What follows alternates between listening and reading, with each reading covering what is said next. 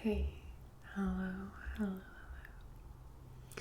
It's good to see you. Tonight, I'm very excited to be sharing with you some books that I bought recently. I have 8 books to share with you. And I guess let's just get started because, yeah, what else is there? Oh, I know what else there is. I do want to let you know though that I have a Patreon where you can get two videos a month for $5 a month, and the link is in the description. So, okay, let's just go, right? Yeah. Okay, so the first book, which I actually just finished today, is called Assembly.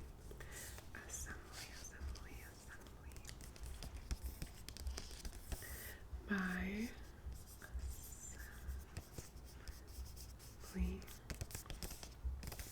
Natasha Brown. It has this gorgeous cover with these long vertical stripes and a slightly like velvet finish on the book jacket. So I'll read the inside flap to you and then I'll let you know what I thought of it.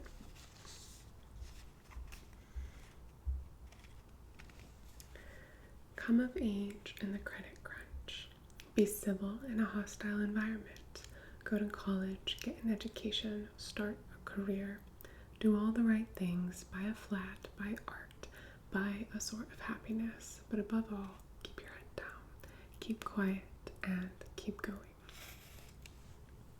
The narrator of Assembly is a black British woman. She's preparing to attend a lavish garden party at her boyfriend's family estate, set deep in the English countryside. At the same time, she's considering the carefully assembled pieces of herself.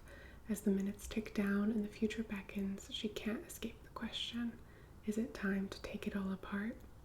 Assembly is a story about the stories we live within, those of race and class, safety and freedom, winners and losers. And it is about one woman daring to take control of her own story, even at the cost of her life. So, this book, I went against my rule, don't buy hyped books in hardcover. And I bought this beauty in hardcover. I do think it's worth reading. I'll just say, I'll save my full review for a different video, but I'll just say I wish this had been marketed to me as a kind of essay, a fictional essay about race and class, and not like a proper novel, because it doesn't feel like a proper novel. It's very poetic, and formally it's very, very interesting, and thematically also fascinating, right? But I wish it hadn't been marketed to me as like Mrs. Dalloway meets Get Out meets, I don't even know what do they say, stuff like that. It's more of like a fictionalized essay that also reads like poetry and has like tiny threads of plot, but not really, and tiny threads of character, but not really. So there's that one. Beautiful book. Alright, the next one is, trying to put them down gently. I've never read Speedboat by Renata Adler. Speedboat by Renata Adler. So this is one of 3 books that I'll be showing you from the New York Review of Books, which is a press or an imprint, I'm not sure, that I love. You've probably seen their books on my shelf and in other hauls. They do classics, like reissue cool books from other times, basically. And I don't know, they're just phenomenal. I've never really disliked anything I bought from them. So, alright. The text, I don't know if you can see, is a really dark red on like this dark, almost brown gray color. So it's hard to read without like blocking the mic and stuff. When Speedboat burst on the scene in the late 70s, it was like nothing readers had encountered before. It seemed to disregard the rules of the novel, but it wore its unconventionality with ease. Reading it was a pleasure of a new, unexpected kind. Above all, there was its voice, ambivalent, curious, wry, the voice of Jen Fane, a journalist negotiating the fraught landscape. The fraught landscape of contemporary urban America. Party guests, taxi drivers, brownstone dwellers, professors, journalists, presidents, and debutantes filled these dispatches from the world as Jen finds it. A touchstone over the years for writers as different as David Foster Wallace and Elizabeth Hardwick, Speedboat returns to enthrall a new generation of readers. I'm so tongue-tied tonight. So I'm very excited to read this one. Sometimes people ask me here, sometimes they comment. I love comments, by the way. Sometimes they comment asking me how I get book recommendations, and one thing I say is I look for recommendations from employees at my local bookstore, where they have them set out on the shelf with like a little rack underneath, handwritten sometimes there, or from friends or authors and imprints I already like. I kind of like peruse their catalog as they update it. All this to say, I love New York Review of Books, and I also was recommended this by a friend, so I'm looking forward to it. I haven't read it yet. Okay, next book is also from the New York Review of Books. So this is called Once, and that was my big ampersand. Forever. The Tales of Kenji Miyazawa. And it was translated by John Bester. Thank you, John Bester. I'm in a goofy mood, if you can't tell. This one is way easier to read because it's black text on a yellow background. Let me read it to you. Finding the right place for it still. Kenji Miyazawa is one of modern Japan's most beloved writers, a great poet and a strange and marvelous spinner of tales, whose sly, humorous, enchanting, and enigmatic stories bear a certain resemblance to those of his contemporary Robert Walser. John Bester's selection and expert translation of Miyazawa's short fiction reflect its full range from the joyful, innocent Wildcat and the Acorns to the cautionary tale The Restaurant of Many Orders, to The Earth God and the Fox, which starts out whimsically before taking a tragic turn. Miyazawa also had a deep connection to Japanese folklore and an intense love of the natural world. In The Wild Pear, what seem to be two slight nature sketches succeed in encapsulating some of the cruelty and compensations of life itself. So they're super imaginative stories, kind of like Lewis Carroll, like Dr. Seuss, Mark Twain, Charles Dickens. I love short stories by Japanese and Chinese writers. Another one I would recommend if you like this, which I haven't read yet, but I'm excited to read, is Strange Tales from a Chinese Studio by Pusong Ling, and it's just these very odd, short stories, like a page long. They are not contemporary, they are older. They are like literary canon, I would say, Like they're old and classic. They come from this tradition called Zhengguai, which is like a strange story tradition in Chinese literature. And I really like those, and I hope that these are somewhat similar. Okay, next book is The Pumpkin Eater. The Pumpkin Eater, which matches my nails. The Pumpkin Eater by Penelope Mortimer, and the introduction is by Daphne Merkin. So, The Pumpkin Eater is a surreal black comedy about the wages of adulthood and the pitfalls of parenthood. A nameless woman speaks, at first from the precarious perch of a therapist's couch, and her smart, wry, confiding, immensely sympathetic voice immediately captures and holds our attention. She is the mother of a vast, swelling brood of children, also nameless, and the wife of a successful screenwriter, Jake Armitage. The Armitages live in the city, but they are building a great glass tower in the country in which to settle down and live happily ever after. But could that dream be nothing more than a sentimental delusion?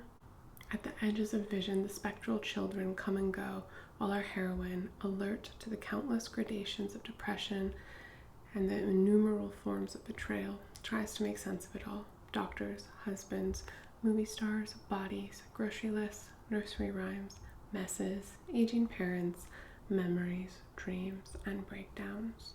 How to pull it all together? Perhaps you start by falling apart. So from what I know about this one, this woman is, like I said, it starts with her just on her therapist's couch, talking about motherhood and parenthood. I think she's quite disillusioned with it all. And as you can probably tell from the description, it's very absurd. They're going to build a glass tower, for example. And I hope it feels like a little allegorical. It's also supposed to be very funny. So, excited about this too. I'll just say these books I bought with a bunch of gift cards I got for Christmas and my birthday. So I'm just like a kid in a candy store right now. Okay. This next one is on a recommendation from my sister. You might have seen it in stores of late. So, it's called Sharks in the Time of Saviors. And it is by Kauai Strong Washburn. So, some of you know I read the 33 and a third book about Iz's album, Facing Future, which talks about his life and also poverty in Hawaii. And I found it so good, so fascinating. And this seems to be maybe in a similar thread, but fictional, of course, and also maybe like has a little supernatural thread in it. So I'll just read the back to you. In 1995, off the coast of Kailua Kona, Hawaii, 7-year-old Nainoa Flores falls overboard into the Pacific Ocean. When a shiver of sharks appears in the water, everyone fears the worst. But Noah is gingerly delivered to his mother in the jaws of a shark, making his story the stuff of legend. Nainoa's family, struggling amid the collapse of the sugarcane industry, hails his rescue as a sign of favor from ancient Hawaiian gods, a belief that appears validated after Noah exhibits puzzling new abilities. But as time passes, the supposed divine favor drives the family apart, and the Flores siblings end up scattered across the mainland. When supernatural events revisit the Flores household in Hawaii, they are forced to reckon with the bonds of family, the meaning of heritage, and the cost of survival. Kawhi Strong Washburn's Sharks in the Time of Saviors is one of the most celebrated debut novels in recent memory, an epic of exile and salvation. So, that supernatural thread is in there, and I'm so excited to read it. I think this is not a book I would have necessarily picked up on my own, given the way the prose is, but I think it's going to be so good. And I'll let you know what I think of it when I've read it.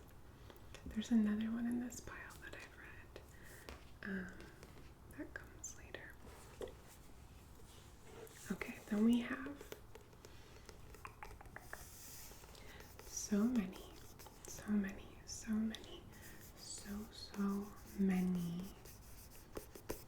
Olympic exertions. Speaking of which, I am watching the Olympics. There's this boulder on this mountain, and it is by Annalise Chen. So, this is more like a literary essay, I think, but also kind of fictionalized. Honestly, sounds like the marketing for this one should have been how assembly was marketed to me, and then my expectations wouldn't have been shattered like they were, because it is a very good book. I just had expectations of it that did not match. I thought it was going to be like a proper novel, and it was not.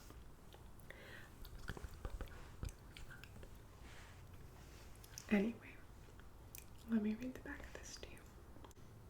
Blending elements of self-help, memoir, and sports writing, So Many Olympic Exertions is an experimental novel that perhaps most resembles what the ancient Greeks called, something I'm going to butcher, hypomonemata, or Notes to the Self.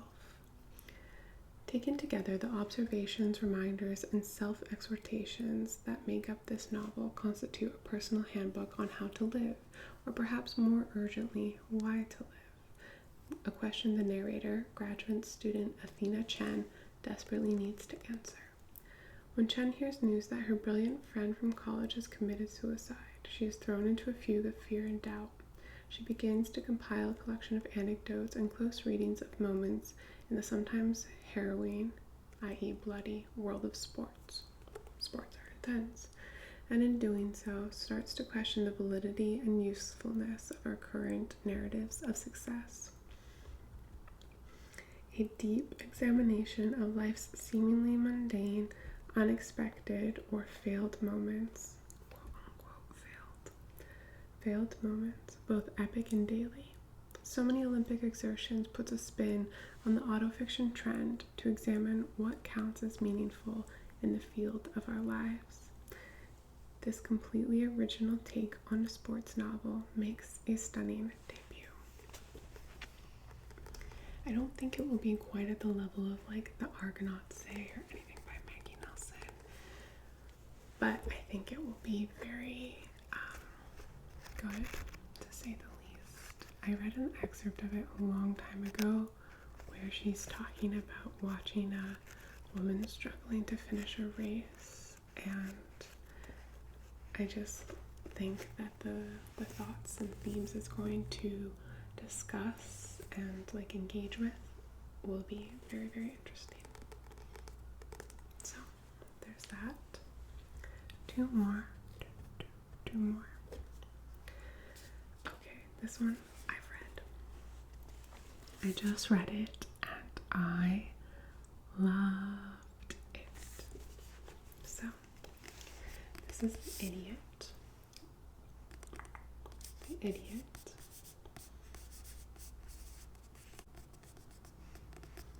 by Elif Batuman. I hope I'm saying that right. It's a Turkish name, but I'm not sure. And then we have this big rock here. It's much longer than it looks. It's like 400 odd pages. I loved it. I thought it lagged just a slight bit at the end, but that was necessary for the project of the book, so I was not mad about it. whole thing's like about signs and symbols and the meaning we assign to things and comprehension or lack thereof. And I just loved it. I read it in the bath, I read it on the couch, I read it at night, in the morning, afternoon. I loved it. And because it's mostly about a young woman who's an undergraduate, there was like this nostalgia factor for me too, because she's studying languages and linguistics, but languages, namely beginning Russian, and it just like sent me back. Okay, so the back reads, the year is 1995 and email is new. Selin, the daughter of Turkish immigrants, arrives for her freshman year at Harvard, where she signs up for classes in subjects she has never heard of, befriends her charismatic Serbian classmate, Svetlana, and, almost by accident, begins corresponding with Ivan, an older mathematics student. Selin may have barely spoken to Ivan, but with each email they exchange, the act of writing seems to take on a new and increasingly mysterious meaning. When the school year ends, Ivan goes to Budapest and Selin heads to the Hungarian countryside to meet him. Her summer does not resonate with anything she has previously heard about the typical experiences of college students, but rather is the beginning of a journey further inside herself, a coming to grips with the ineffable and exhilarating confusion of first love, and with the growing consciousness that she is doomed to become a writer. With superlative emotional sensitivity and mordant wit, Elif Batuman dramatizes the uncertainty of life on the cusp of adulthood. The Idiot is a heroic yet self-effacing reckoning with the terror and joy of becoming a person in a world that is as intoxicating as it is disquieting. I didn't know this when I picked it up, but she has another book coming out this spring, I think, that is a sequel to this called Either or. So I'll definitely be picking that up.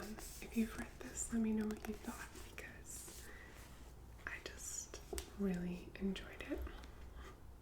Okay, and then the final book, last but not least, the final book is The Dutch House. The Dutch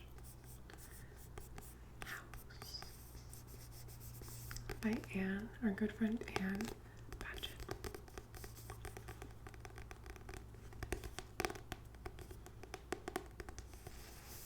And this lovely cover.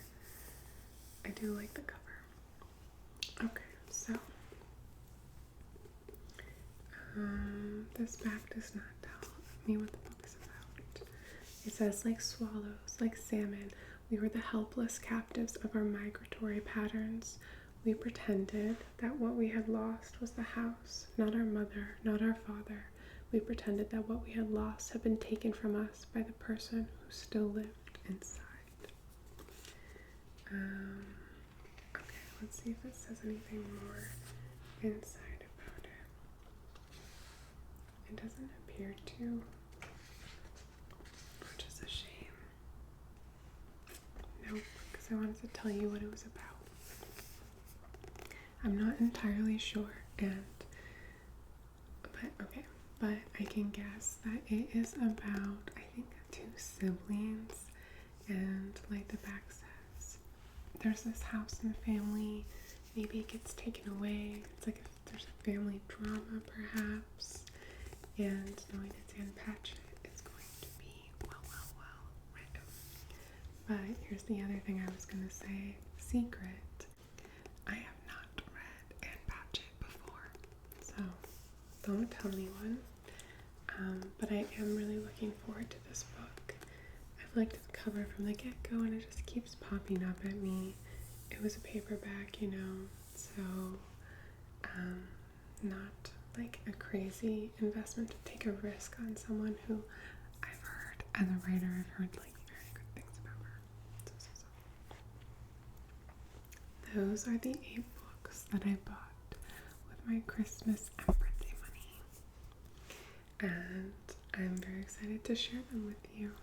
If you've read them or plan on reading them, just let me know. I would love to hear your thoughts. And I would love to hear too what you have been reading yourself.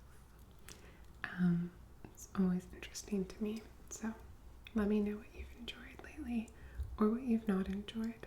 Also interesting.